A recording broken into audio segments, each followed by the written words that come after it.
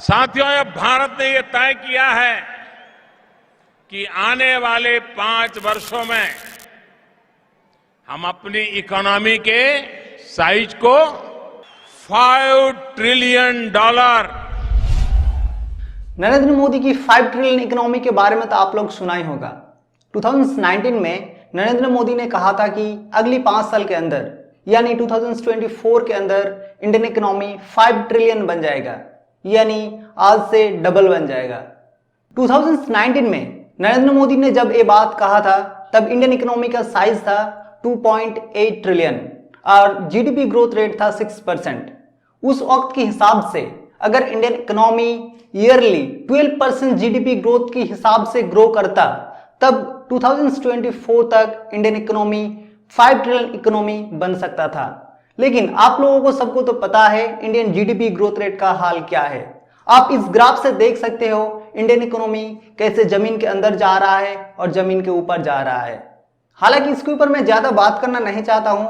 मैं आज आप लोगों को बताना चाहता हूं इंडिया के जो टॉप मोस्ट इकोनॉमिस्ट है वो क्या सजेस्ट करते हैं इंडियन इकोनॉमी को 5 ट्रिलियन इकोनॉमी बनाने के लिए। और अभी इंडियन इकोनॉमी कोविड क्राइसिस के वजह से जो हालत खराब है इसको कैसे रिवाइव किया जा सकता है, तो चलिए इसको हम लोग आज देखते हैं। ये सब चीज को समझने से पहले हम लोगों को इंडियन इकोनॉमी का बैकग्राउंड समझना पड़ेगा, इंडियन इकोनॉमी का हिस्ट्री समझना पड़ेगा कि पहले इंडियन इकोनॉमी कैसा था और इंडियन इकोनॉमी कैसे ग्रो किया और आने वाले टाइम में कैसे ग्रो करेगा। तो चलिए हम लोग थोड़ा बैकग्राउंड को समझ लेते हैं। इंडियन इकोनॉमी दुनिया का 6th लार्जेस्ट इकोनॉमी है अकॉर्डिंग टू नॉमिनल जीडीपी, और परचेसिंग पावर पैरिटी के हिसाब से इंडियन इकोनॉमी दुनिया का 3rd लार्जेस्ट इकोनॉमी है। परचेसिंग पावर पैरिटी का मतलब किसी स्पेसिफिक प्रोडक्ट को खरीदने की capability compare to other country. Purchasing power parity के हिसाब से इंडिया आगे है क्योंकि इंडिया में हर चीज सस्ता मिलता है डेवलप्ड नेशंस की कंपेयर में। जैसे एग्जांपल के लिए इंडिया में मैकडोनल्ड की बर्गर आप खरीदने जाओगे तो आपको $2 लगेगा, यानी लगभग 150 रुपीज। सेम बर्गर मैकडोनल्ड के अगर आप यूएसए में खरीदने जाओगे, अमेरिका में खरीदने जाओगे तो आपको $5 लग जाएगा, यानी लगभग 350 से 400 रुपया। जीडीपी भी 2 तरह का होता है, एक होता है नॉमिनल जीडीपी और एक होता है रियल जीडीपी। एक साल के अंदर किसी भी कंट्री में जितना सारा प्रोडक्ट एंड सर्विसेज प्रोड्यूस हो रहा है वो होता है nominal GDP. And nominal GDP से जब हम लोग इन्फ्लेशन को एडजस्ट करेंगे तब हम लोगों को मिलेगा रियल जीडीपी। इन्फ्लेशन क्या है इसके ऊपर मैं ऑलरेडी वीडियो बना चुका हूं, आप लोग इस वीडियो को बाद में देख सकते हो, डिस्क्रिप्शन में मैं लिंक डाल दूंगा। इंडियन इकोनॉमी का साइज दुनिया में 3rd लार्जेस्ट है। सुनने में बहुत अच्छा लगता है, लेकिन मैं आज आप लोगों को रियलिटी बताऊंगा। आप लोग सोच रहे होंगे इंडियन इकोनॉमी दुनिया का 3rd लार्जेस्ट इकोनॉमी है, फिर भी इंडिया में इतना ज्यादा गरीबी क्यों है? ग्लोबल हंगर इंडेक्स के हिसाब से इंडिया का रैंक 102 है 117 कंट्री में से। नेपाल, बांग्लादेश एंड पाकिस्तान से भी पीछे है India. Why India is a poor, इसके ऊपर मैं ऑलरेडी वीडियो बना चुका हूं, अगर आपको देखना है तो मैं लिंक डिस्क्रिप्शन में डाल दूंगा। इंडियन इकोनॉमी देखने में बड़ा है क्योंकि इंडिया में पॉपुलेशन ज्यादा है। अगर हम लोग इंडियन इकोनॉमी को पर कैपिटा इनकम यानी एक आदमी एवरेजली कितना पैसा कमाता है इसके हिसाब से कैलकुलेट करें तो इंडिया का रैंक आता है 128। और एक ऐसा भी टाइम था जब इंडियन इकोनॉमी दुनिया का सबसे बड़ा इकोनॉमी था। दुनिया का 40% जीडीपी सिर्फ इंडिया में से था। मुगल एरा के टाइम इंडिया और चाइना का जीडीपी मिला के दुनिया का 70% था। मुगल एरा के बाद ब्रिटिश एरा शुरू होता है। ब्रिटिश एरा के बाद 1947 में हम लोगों को इंडिपेंडेंस मिलता है। 1947 में जब हम लोगों को इंडिपेंडेंस मिला तब इंडियन इकोनॉमी का साइज था 4%, 40% से 4% तक आ गया था। इंडिपेंडेंस के बाद इंडियन इकोनॉमी थोड़ा सा सुधरने लगा, लेकिन तब भी इंडियन इकोनॉमी का ग्रोथ स्लो था। 1991 एलपीजी रिफॉर्म यानी लिबरलाइजेशन, प्राइवेटाइजेशन एंड ग्लोबलाइजेशन के बाद इंडियन इकोनॉमी बूस्ट होने लगा। आप इस ग्राफ से देख सकते हो इंडियन इकोनॉमी 1991 के बाद कैसे ग्रो कर रहा है। एक्चुअली इंडिया एलपीजी रिफॉर्म को मजबूरी में अपनाया था। इंडिया में बैलेंस ऑफ पेमेंट का क्राइसिस हो गया था। एक्चुअली में गवर्नमेंट के पास पैसा खत्म हो गया था, कुछ भी खरीदने के लिए गवर्नमेंट के पास पैसा नहीं थे, क्योंकि 1991 में सोवियत यूनियन का डिसोल्यूशन हो गया था, सोवियत यूनियन टूट गया था और सोवियत यूनियन इंडिया का सबसे बड़ा ट्रेडिंग पार्टनर था। उस टाइम तेल को लेके गल्फ कंट्री में वॉर चल रहा था। अमेरिका समेत और भी बहुत सारे कंट्री इस वॉर में शामिल था। इराक के सद्दाम हुसैन के बारे में आप लोगों को तो पता ही होगा। गल्फ कंट्री की वॉर के वजह से तेल प्रोडक्शंस बंद था और तेल प्रोडक्शंस बंद के वजह से तेल का जो प्राइस है वो बहुत ऊपर चला गया था। अगर किसी चीज का प्रोडक्शंस घट जाता है और डिमांड सेम रहता है या डिमांड बढ़ जाता है तो ऑटोमेटिकली उस चीज का प्राइस बढ़ जाता है। ये इकोनॉमी का बेसिक कॉन्सेप्ट है। उस टाइम इंडिया के ऊपर बहुत सारे लोन थे और तब प्राइम मिनिस्टर थे पीवी नरसिम्हा राव और फाइनेंस मिनिस्टर थे डॉक्टर मनमोहन सिंह। इंडिया को बैलेंस ऑफ पेमेंट क्राइसिस से बचाने के लिए इंटरनेशनल मॉनेटरी फंड यानी आईएमएफ ने इंडिया को लोन दिया देश में एलपीजी रिफॉर्म लागू करने की शर्त में। हालांकि उस टाइम बहुत सारे ऐसे कंट्री थे जो अपनी मर्जी से एलपीजी रिफॉर्म को अपना रहा था। जैसे सोवियत यूनियन अपनी मर्जी से एलपीजी रिफॉर्म को कोल्ड एरा की लास्ट में अपनाया था। यहां पे एलपीजी रिफॉर्म के बारे में मैं ज्यादा बात नहीं करूंगा, नहीं तो ये वीडियो ज्यादा लंबा खिंच जाएगा। अगर आपको एलपीजी के ऊपर अलग से वीडियो चाहिए तो आप मुझे कमेंट करके बताइए, मैं इसके ऊपर डिटेल वीडियो बना दूंगा। इंडिपेंडेंस के बाद इंडिया 5 बार इकोनॉमिक क्राइसिस से गुजर चुका है और इस बार का जो इकोनॉमिक क्राइसिस है 2020 का ये सबसे बड़ा है और थोड़ा बाकी इकोनॉमिक क्राइसिस से अलग भी है। 1957-58 में एक बार इकोनॉमिक क्राइसिस आया था।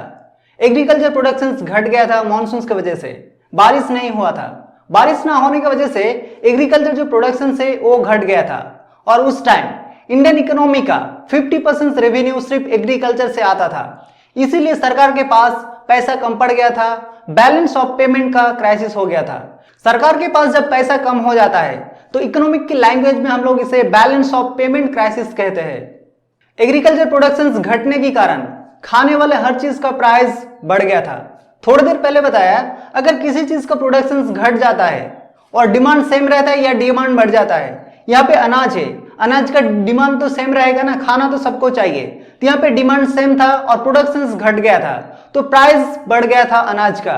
अनाज का कमी हो गया था इंडिया में। इंडिया में अनाज का इतना सारा कमी हो गया था कि इंडिया को अनाज इंपोर्ट करना पड़ा बाहर कंट्री से। उस टाइम प्राइम मिनिस्टर था पंडित जवाहरलाल नेहरू। पंडित जवाहरलाल नेहरू ने अमेरिका गया था हेल्प मांगने वर्ल्ड बैंक के पास फूड क्राइसिस से बाहर आने के लिए। फिर मीटिंग हुआ वर्ल्ड लीडर के साथ और रात में एक साथ सब लोगों का डिनर होना था। उस डिनर में किसी ने पंडित जवाहरलाल नेहरू की तरफ इशारा करके कहा कि इंडिया एक ऐसा कंट्री है जो अपने लोगों को खाना खिला नहीं सकता। लोगों को खाना खिलाने के लिए पैसा मांगना पड़ता है यहाँ पे अमेरिका आके वर्ल्ड बैंक के पास। तो ये बात पंडित जवाहरलाल नेहरू की दिल पे लग गया था। उसी टाइम पंडित जवाहरलाल नेहरू ने ठान लिया था कि इंडिया में एग्रीकल्चर को इतना डेवलप करेंगे कि आने वाले टाइम में किसी के सामने हाथ फैलाना ना पड़े, किसी के सामने पैसा ना मांगना पड़े, किसी के सामने अनाज ना मांगना पड़े। और इंडिया आके पंडित जवाहरलाल नेहरू ने एग्रीकल्चर के ऊपर काम करना शुरू किया। इंडिया में एग्रीकल्चर मेथड को साइंटिफिक बनाने लगा, फार्मर को हाई यील्डिंग सीड्स देने लगा, पैसा इन्वेस्ट करने लगा और इरिगेशन में बहुत सारा काम किया और फार्मर को केमिकल फर्टिलाइजर भी देने लगा ताकि जो एग्रीकल्चर प्रोडक्शन है वो बढ़ता जाए। इसीलिए 1960 के बाद हम लोगों को हरित क्रांति यानी ग्रीन रेवोल्यूशन देखने को मिलता है। हम लोग इंडियन होते हैं ऐसे, अगर किसी चीज को ठान लेते हैं तो उसको करके ही छोड़ते हैं। ग्रीन रेवोल्यूशन अपने आप एक बड़ा टॉपिक है, इसके ऊपर मैं यहाँ पे बात नहीं करूंगा। और सेम ऐसे ही किस्सा रतन टाटा और अमेरिका की मोटर फोर्ड कंपनी के बीच में हुआ था। अगर वो किस्सा किसी को पता है तो कमेंट में यस लिखे। हम लोग टॉपिक से थोड़ा दूर चले गए हैं, चलिए हम लोग अब मेन टॉपिक पे आते हैं।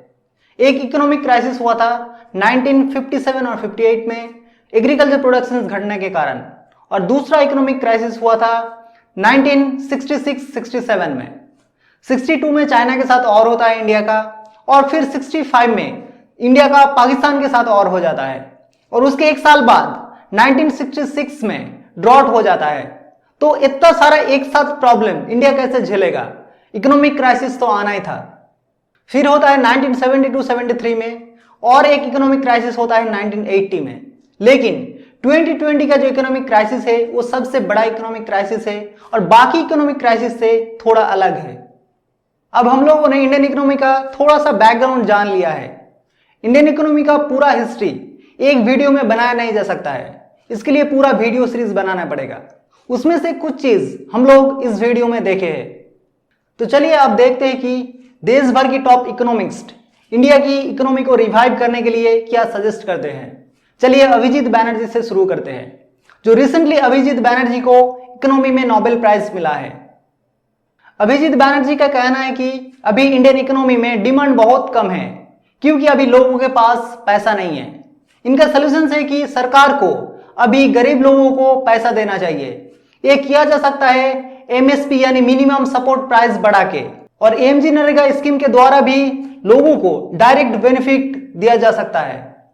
ऐसे लोगों को पैसा देने में इन्फ्लेशन एंड फिस्कल डेफिसिट बढ़ेगा, लेकिन सरकार को अभी ये सब चीज छोड़ के अभी मेनली मार्केट डिमांड में फोकस करना चाहिए, ताकि जो मार्केट डिमांड बढ़े और इकोनॉमी थोड़ा आगे बढ़ने लगे। इन्फ्लेशन मतलब हर चीज का दाम बढ़ जाना। अगर डिटेल में जानना है तो आप लोग मेरा इन्फ्लेशन वाला वीडियो देख सकते हैं। और फिस्कल डेफिसिट मतलब सरकार कितना पैसा कमा रहा है और सरकार कितना पैसा स्पेंड कर रहा है, खर्च कर रहा है, इसका जो रेशियो होता है वो होता है फिस्कल डेफिसिट। यानी सरकार के पास कितना ज्यादा कर्ज आ रहा है वो होता है फिस्कल डेफिसिट।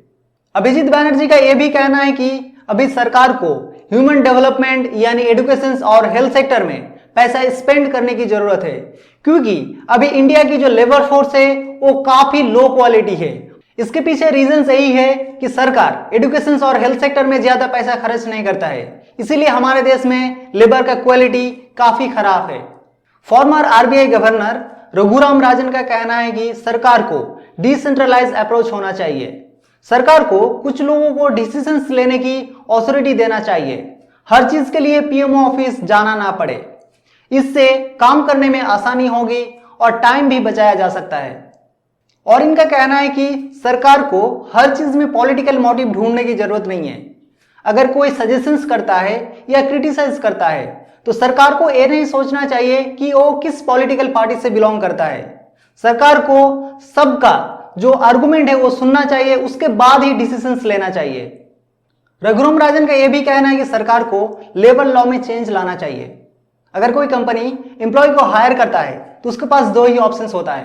पहला, एम्प्लॉय को 1 साल बाद परमानेंट कर दे या शॉर्ट टर्म बेसिस से हायर करे, यानी हायर किया और फायर किया। एक्चुअली कोई भी कंपनी उनकी एम्प्लॉय को शॉर्ट टर्म बेसिस से हायर करना प्रीफर करता है, इसीलिए कंपनी ज्यादा स्पेंड नहीं करता है एम्प्लॉय की ट्रेनिंग में, एम्प्लॉय की स्किल की डेवलपमेंट पे।